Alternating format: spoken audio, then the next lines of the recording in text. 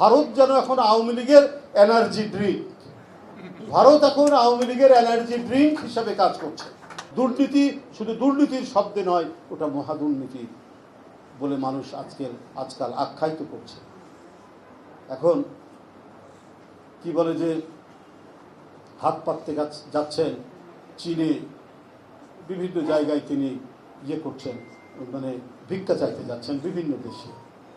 তিনি বলছেন মানে সরকারের একজন মন্ত্রী ওবায়দুল কাদের সাহেব সারাক্ষণ শেখ হাসিনার গুণগান গান। ওবায়দুল কাদের সাহেব বলছেন যে চীনের সাথে আমাদের উন্নয়নের অংশীদার আর ভারতের সাথে আমাদের রাজনৈতিক বন্ধু। ভারতের রাজনৈতিক বন্ধু তো আপনাদের এটা হতেই পারে, এটা স্বাভাবিক ব্যাপার। আমি মেলে না, ভারত অভ্যন্তরীণভাবে গণতান্ত্রিক দেশ, এটা নিঃসন্দেহে বলা যেতে পারে।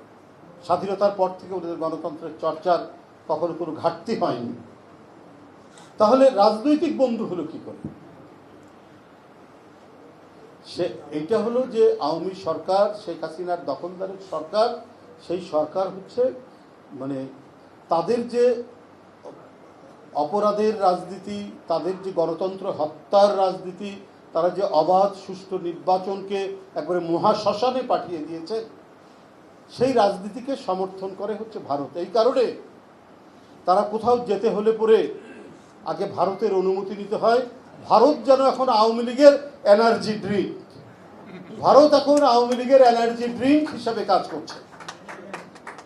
কারণ তাদের সার্টিফিকেট থাকলেই তারা এখন সব কিছু করতে পারে, আর ওদের সার্টিফিকেট না থাকলে শেখ হাসিনা এক পাও যেতে পারেন না, এক ধাপ দিতে পারেন না।